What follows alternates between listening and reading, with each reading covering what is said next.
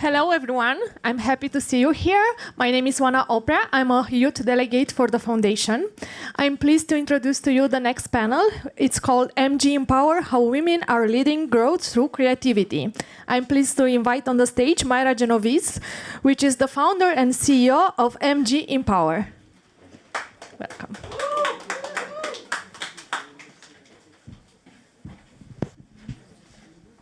Thank you so much. First and foremost, Hoopa, don't know where is she, but thank you so much once again for inviting me and today MG Empower to be part of this amazing initiative, which is the World Women Foundation. So very, very proud to be here. So to join my panel today, I have the pleasure to have three incredible women that I admire, and not just that, but that three women that are empowering change, empower creativity, starting with STACEY BRITT. So STACEY is the global marketing for Grind. So welcome, Stace. To join us, I have the wonderful Gabriele Figueiredo joining us. Gabi is a talent and influencer, creative content. And last but not least, Sarah Bartlett. Thank you so much. I was planning to do a very good intro about my panelists, but I thought maybe let's change that and let them introduce themselves. So I will start with myself. I'm MAIRA GENOVESE. I'm the CEO and founder of MG Empower. I'm Brazilian. I've been living in London for 21 years. And as I said again, so my role here is to use my voice and to continue to empower women that everything is possible, that gender equality can be changed if you had the vision, the drive, and the initiative. And that's why we're here today. Stace, welcome to the stage. And thank you so much for coming all the way, the three of you from London to here. Yes, thank you so much. Hi, I'm Stacey BRITT FITZGERALD. I'm the brand director at Grind, which is a coffee company in the UK. I have lots of experience across fashion and beauty before moving into the wonderful world of coffee. This is a bit of a full circle moment for me because when I was 13, I started a school chapter of the National Organization for Women in my high school or in my middle school in Pennsylvania, and it's always been a cause that's been near and dear to my heart. So to be here in Davos at the World Woman House is very, very exciting. Thank you. Gabi? Hi, everyone. So I'm very proud to be here. Thank you for having me. So I am Gabriele Figueiredo, a Brazilian influencer and international content creator, and I'm here to represent the new generation. Sarah? Thank you. Good morning, everyone. First time here in Davos, so very excited to be here with you all this morning. I've spent the last 3 decades of my career, not giving away my age, working principally with owner-founder-led businesses to turn visionary founders' visions into reality through storytelling, through commercialization, always in the luxury sector from fashion, retail, real estate, and hospitality. Wonderful.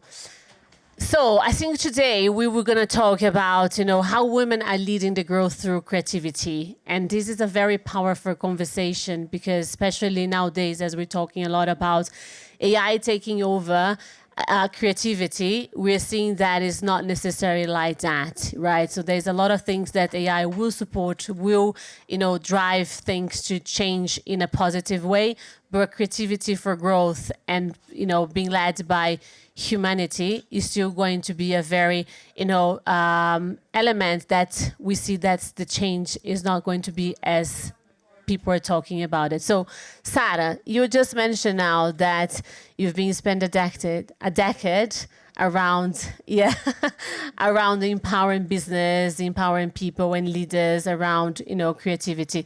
Talk us through more about that. So I think the first thing to say is that creativity is no longer a soft skill. It is a growth engine. It's about adaptability, flexibility, and above all, reinvention. Particularly when times are challenging, creativity is by far your strongest growth strategy.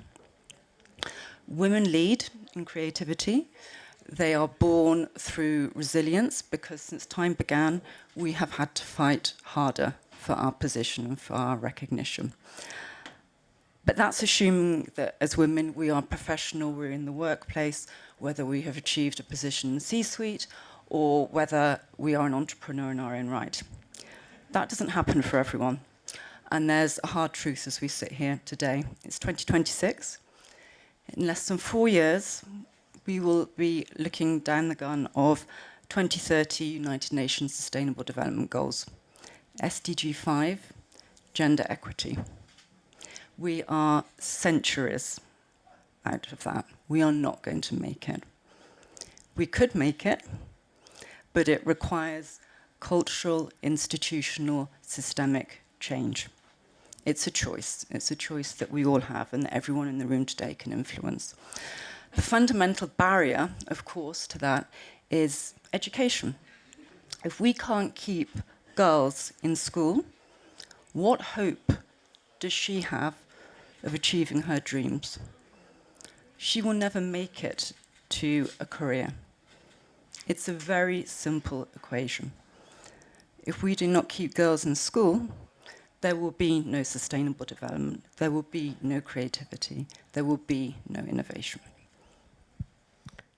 Stace, picking up on that, your view, because your role, it's very much pushing creativity, right? So we had opportunity to talk before, and it's very empowering to see your role at, the corporation that you're now and how you are pushing creativity towards as a way of innovation. So talk us more about that. Yes, absolutely. I think amazing point, Sarah. And I think, what's crazy is that even if, the girls are in school, they get the education. What's shocking is then once you get into the workforce, right, especially in creative role, I think there's something like 60% of the creatives that enter the workforce are women. And then as you get up into more leadership roles, even mid-level leadership, manager levels, that goes from 60% down to 30%. And then when you get to the creative director role, it's only 12% of those folks are women. Right, which is just shocking. So it's not just getting in the door. It's making sure that not only women but every gender are then bringing folks on that journey along the way. Through empathy, through trust.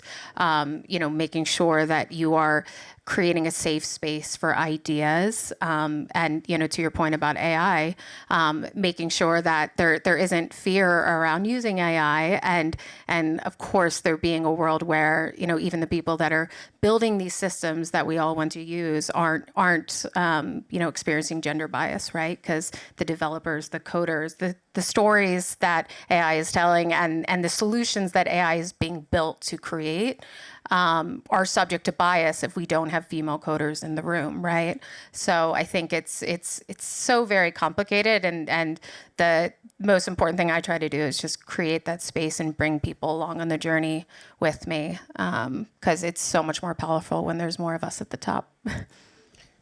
And then I think this is kind of like when it comes to Gabriele, because you're you're saying that you're representing here today the young generation of created content. Do you think that everything that you're doing, it's really much empowering as well, as we're discussing about young girls, right? And then getting them to have, less fear about, using technology in a way to, to show yourself and tend to put your voice out there. Do you feel that your role here as you're creating content can support young girls to get inspired by what you're doing and change that? Yeah, I think today influence is about credibility, not just reach. So I think if you use this, obviously, in the right way, everything to happen naturally. And for me, I think the creativity is who you truly are. So especially talk about AI, this couldn't be replaced. It's a kind of feeling. So how can AI can replace that? So I think that's it. Everything will happen naturally if you use the creative, the impact, and everything in your favor. But with your values and your purpose.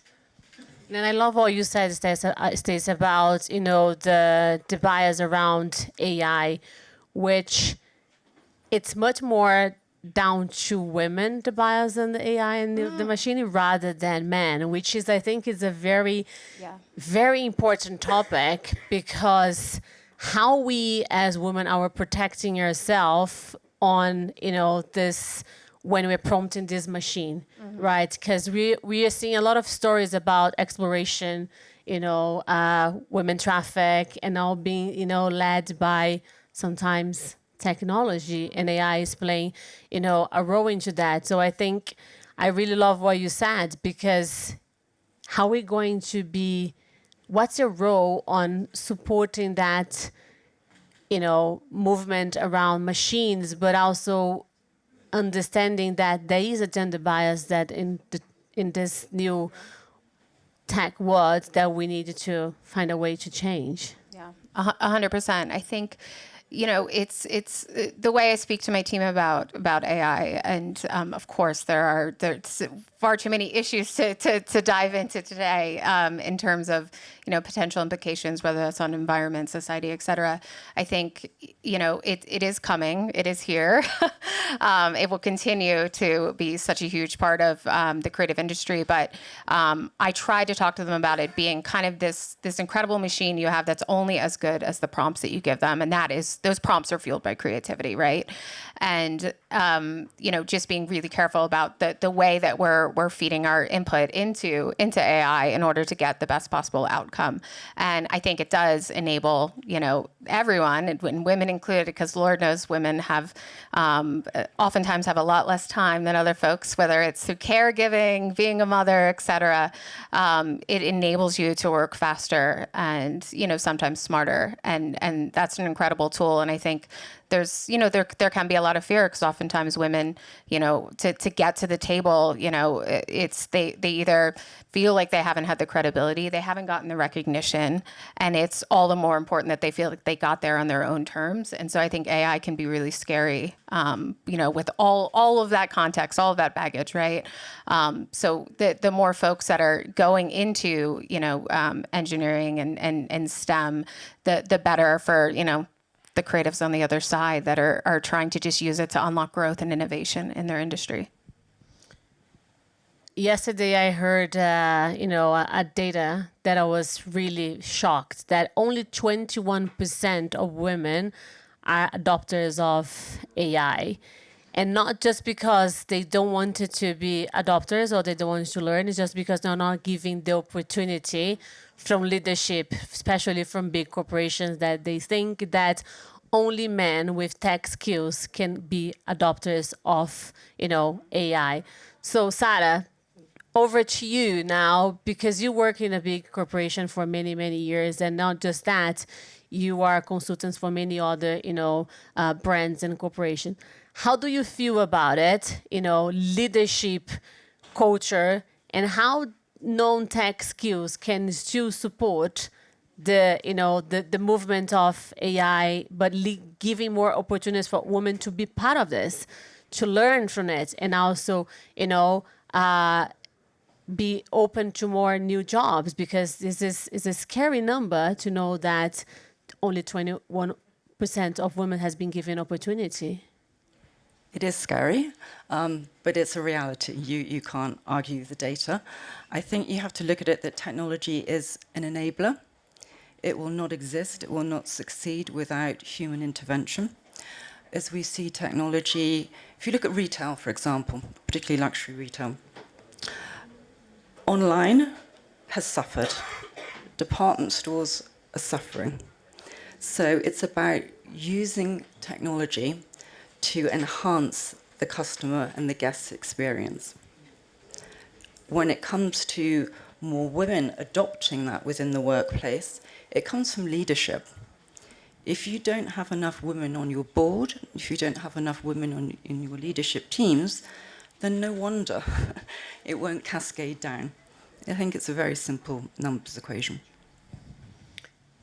Gabby, when it comes to created content, Are you embracing AI to support your creating content, or you're not there yet?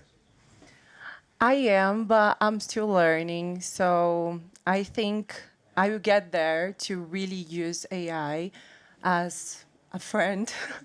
But for now, I'm really used to create my own content, my briefing and everything. I think it's more meaningful and also respectful in some ways.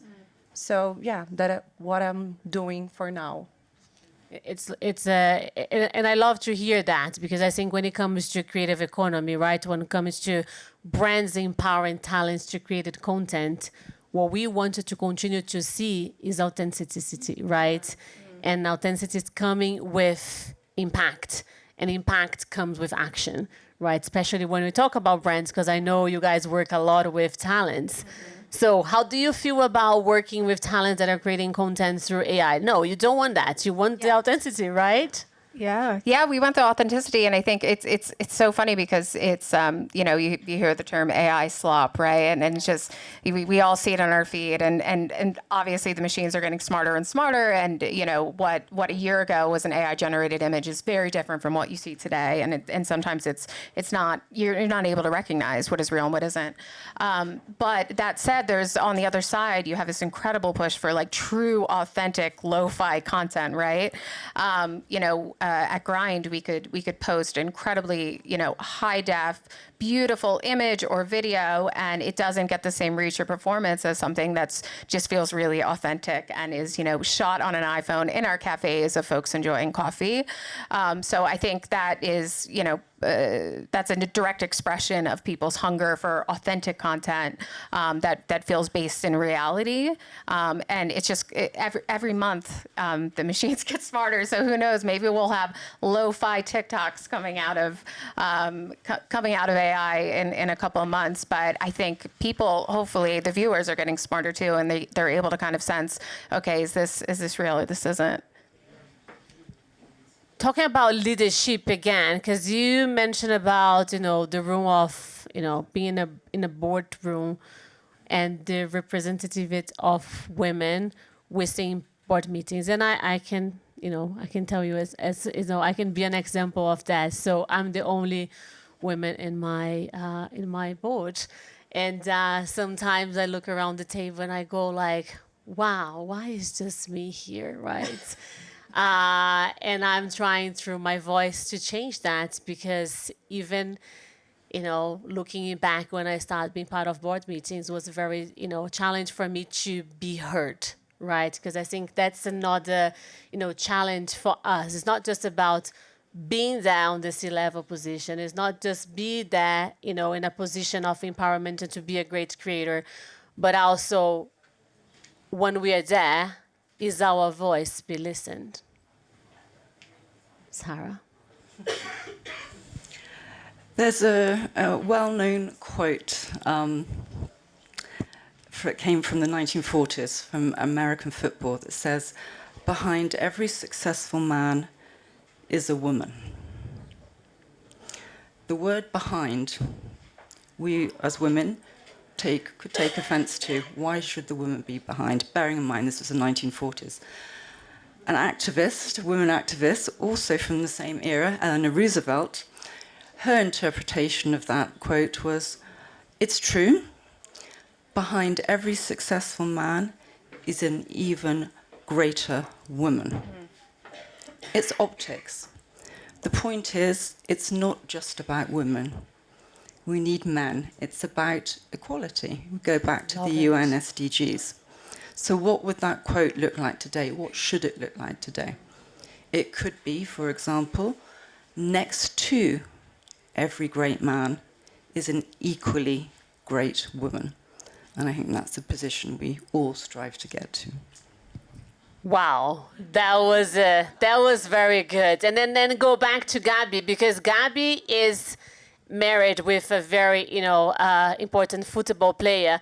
But it's I love what Sarah just said, because behind your husband, that is this amazing woman that is actually, if it was not for you, maybe he wouldn't be where he is today. And this is a different optic to see it, because this is a real truth, right? Well, I agree 100% with Sarah, and I think today the successful man is just because he has an assurance of a good woman as his side. So I think this is my role in my marriage and also in my life. And yes, and I think I just agree with everything that Sarah said. It's the equality, right? It's Yeah. not about being more or less, it's about being equal. And then when it comes to leadership with purpose, because I know it's something that is very close to your heart, Stace. Yes, for sure, for sure. I mean, I spent the first decade of my career, like I said, in fashion and beauty. And, you know, I worked in the Condé Nast building. And yes, it was very Devil Wears Prada. And it is very true. So I think just being in that environment at a younger age just made me realize that that was, not to say there weren't some fantastic leaders, there were. But I saw the type of leader I didn't want to be. And it wasn't a leader that was nice. It wasn't a leader that was bringing other people along on the journey. And it felt not just in terms of gender bias, but in terms of, you know, class, race, you know, ethnicity. There was lots of discrimination that I saw every day, and it was really important to me that I was a different type of leader. So for me, empathy is frankly, it's a huge part of creativity, right? Being able to understand people, understand their emotions, make that space so that you can create and innovate. It's so important. You know, I grew up in a super working class family in Philadelphia. You know, there was no, you know, no one in my family had gone to university before. And it kind of became this superpower for me because it made me sort of fearless, and I never felt like I walked into a room I didn't belong in because I was used to being loud and arguing with my family, and just kind of constantly felt like, you know, if I didn't make space for myself, no one else would. And in my career, I've just tried to make sure that I'm empowering all the women around me to feel like they can be loud and they can be funny and they can wear sneakers at work if they want to, which was very tricky at Condé Nast. And I think being kind is an incredible leadership trait, and it builds trust and people look up to you, and that's how you get buy-in on your ideas. And then I love what you said about being kind, because sometimes being kind, it can be seen as being weak, right? Different from nice. Different from nice. Different yes, from nice. Because I, you know, since, you know, I became, you know, a founder and CEO of my own business, for me, lead with kindness is always been my mantra.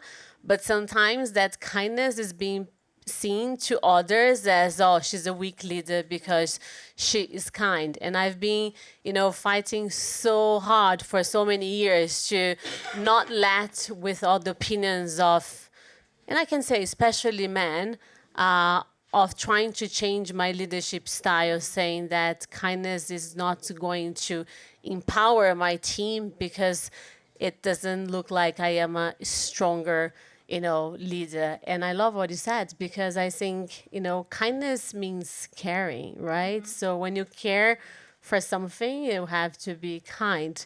Sarah, leadership, purpose, kindness, how this can change culture? Fundamentally. I have had the privilege for nearly 2 decades of my career to work for an incredible organization with exceptional female leadership where there is gender parity on its board. That organization is the Bicester Collection. Some of you may know Bicester Village in the UK. The Bicester Collection is 12 luxury retail outlets, 9 in Europe, 2 in China, 1 in New York. Beyond the family of shopping destinations, there are 2 award-winning resort hotels in California and a large music and sports arena also in New York, the UBS Arena. It's a phenomenon. It exists in a class of one. The growth trajectory of this business in the 30 years has been nothing short of exceptional, and it's been a privilege to work with them. Beyond the gloss, beyond what you see when you go, the experience, these destinations are experiential retail with purpose. We are also very privileged to have an exceptional leader, Chantal Query, who is our Chief Culture Officer. under her vision, 3 years ago, she founded something called the Unlock Her Future Prize. That was established to play a small part in closing the gender pay gap, identifying and supporting women social entrepreneurs. So less than 3% of venture capital goes to women. Staggering, horrendous, disgraceful, actually. So we established the Unlock Her Future Prize. It travels to a different geographical region each year. We started in MENA, we went on to LATAM, this year was South Asia. And we identify and support women social entrepreneurs with an idea or an early stage startup that makes a difference to society in any sector, as long as it resonates with the UN SDGs. So far, across 39 countries, 16 social entrepreneurs have launched and scaled their businesses. We partner with academic institutions, NYU, Abu Dhabi, Techno Monterey, and this year, Oxford University Sci Business School. So beyond a grant of up to $100,000 for each winner, they get mentorship, they get leadership to make sure that their success is sustainable. I'm just going to touch quickly on two of these incredible creative innovators that we've discovered. In the Middle East, you have Nuhaya Zain, an Egyptian national who resides in the UAE. She's an architect by training. She worked for Norman Foster. She discovered a new material. She's created a new material, and that is an alternative to exotic leather made from dried plant pods from a tree in Egypt. It is incredible. It's so incredible that the interest she has had from brands, she designed all the VIP gifting from COP, from fashion brands, from automobile brands, always in the luxury sector. She has now, within 24 months, quit her job and is leading her startup.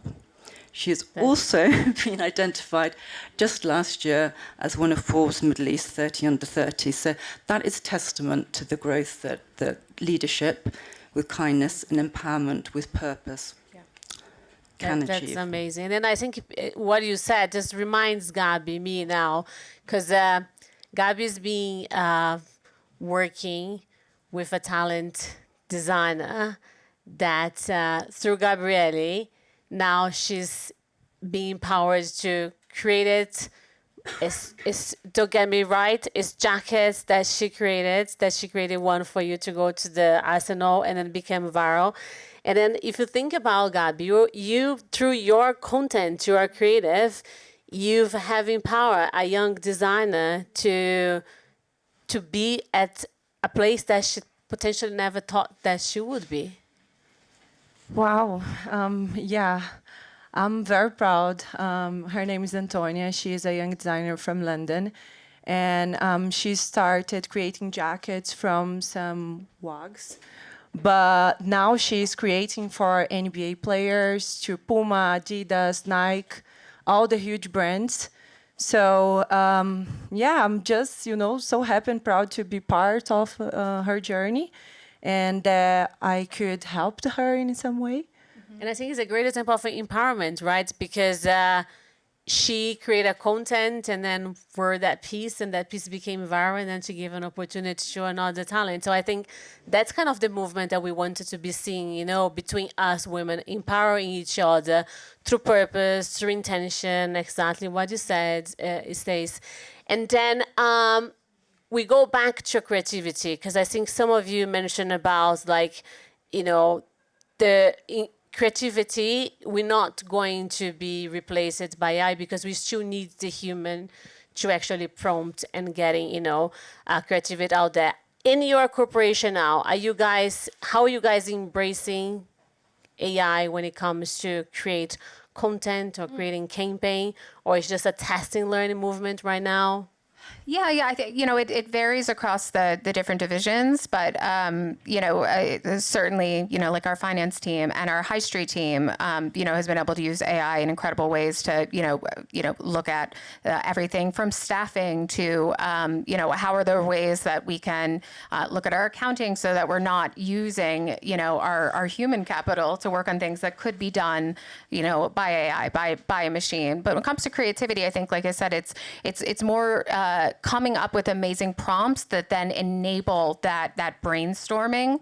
That's a good way to use AI, right? We definitely aren't at the point, and I don't know if we ever will be, where, we're putting a prompt into, ChatGPT or Google Gemini, where we say, show a woman on a coffee farm harvesting coffee. I don't think we'll ever be there, but it certainly is an incredible brainstorm partner. And like I said, it's all about the prompts, because, if you aren't embedded in culture, if you aren't, having the conversations, if you're not, constantly, whether you're reading, scrolling, you name it, if you don't have the context to then create the prompts, the output is just, it's never going to be innovative. So I think for us, it's just about, making sure we're fully tapped in, so that then, AI kind of becomes an assistant that saves us time and enables us to create faster. Resilience. Do we have to have resilience for this, all this, change that is coming in our way? So how do we deal with our, continue to be resilient to navigate change, especially being a woman? Oh my God. Who wants to get it first? I think we're used to being resilient, aren't we? Right? It's like as Sarah was saying, it's like just getting into those leadership roles and getting to the table has required many women to fight to get there, right? And I don't think there's a month that goes by that I don't have either a female friend or a female colleague reach out to me and ask for advice on negotiating a salary increase, right, or asking for a promotion. And these conversations, I don't know if these conversations are happening among men calling men and asking these questions, right? And I think it's it's because it has been hard to have these conversations to get what you deserve and to feel confident in doing so. So I love when I get those calls, because that is resilience, right? Being like, okay, I got overlooked, but it's not happening again, and I'm going to call somebody. Gabi, do you think to be a creator content, you need to be, constantly, again, as we talk about resilience to continue to create content in an environment that, it's overwhelming with content, but, how do you do on your day-to-day to continue to move forward and then continue to with your purpose and getting your resilience to continue to do what you do?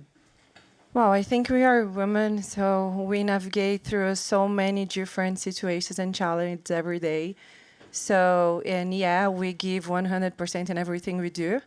So for me, we are just, capable to do everything that we want. And I try to use this as a fuel for me every day. And also embrace our purpose and our values from the beginning, like what I started this, so I need to keep going and obviously moving forward and achieve the things that I really want. Sarah?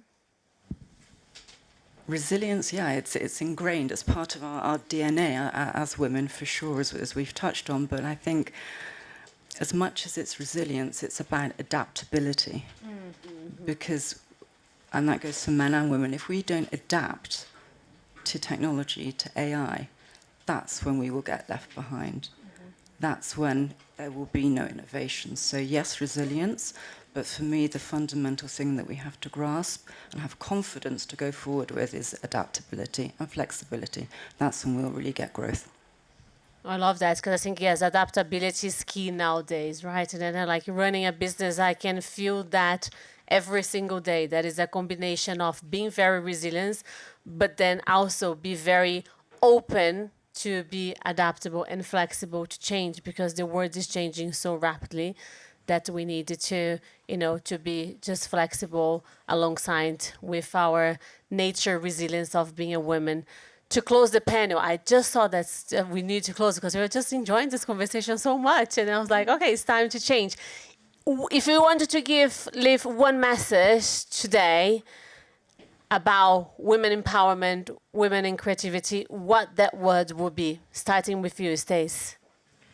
Gosh, I think I would just say that let's never look at creativity just as decoration. I think creativity it empowers everything from product development to technology, you know, and someone being creative and really creating the space for big ideas and big ideation is so important. And creating a culture is you know, creating a culture that is positive for women. It determines what ideas get shut down and what ideas get championed.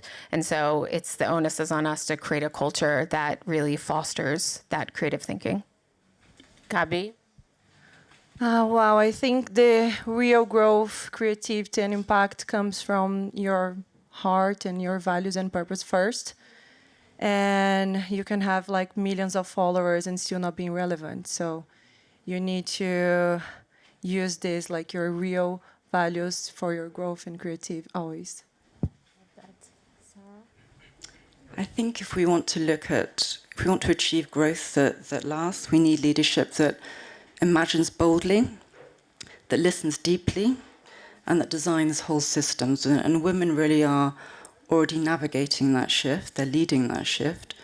I think the question remains, how I started, is when will institutions catch up? Love that. And what I would say is just like so important to, and again, it's linked to what Sarah said, that is not just about being men or women, it's about being equal. And I think especially for business and, you know, founders and CEOs and all of us that is here, is just thinking about diversity, right? A culture that has diversity is the culture that is going to be able to change the way we, you know, envision things, because it's not just about one and another. It's about a combination of different, you know, culture relevance, people and environment. And then, as Sarah said, so important to be listened, because at the end of the day, everyone wants to be listened because we all have a voice. Thank you so much, Rupa. Thank you so much, World Women Foundation. Thank you, Stacey, Gabriele, and Sarah for being here today. Really appreciate it and hope you guys have enjoyed. Thank you, guys. We did it and it was great.